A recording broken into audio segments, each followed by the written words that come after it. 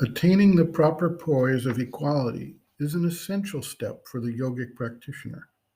It is quite easy to fall into a fatalistic view that basically says, what happened was what had to happen, without further consideration about the process through time and the direction, momentum, and amplitude of the energy of change that is in place.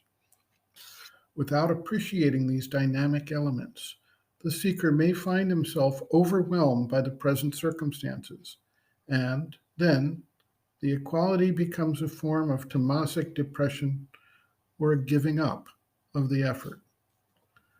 At any point in time, the seeker is confronted by physical pain and suffering, nervous or emotional disturbance, or mental pressure that represents the current phase of his relationship to the world within which he lives.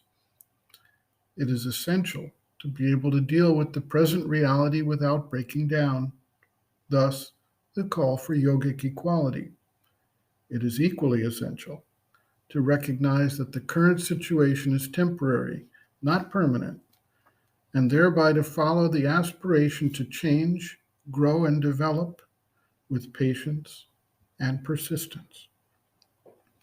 Sri Aurobindo notes, quote, "It is necessary to keep equality under pain and suffering, and that means to endure firmly and calmly, not to be restless or troubled or depressed or despondent, to go on with a steady faith in the divine will. But equality does not include inert acceptance. If, for instance, there is temporary failure of some endeavor in the sadhana, one has to keep equality, not to be troubled or despondent, but one has not to accept the failure as an indication of the divine will and give up the endeavor.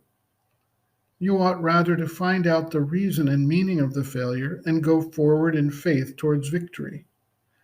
So with illness, you have not to be troubled, shaken, or restless, but you have not to accept illness as the divine will, but rather look upon it as an imperfection of the body to be got rid of, as you try to get rid of vital imperfections or mental errors."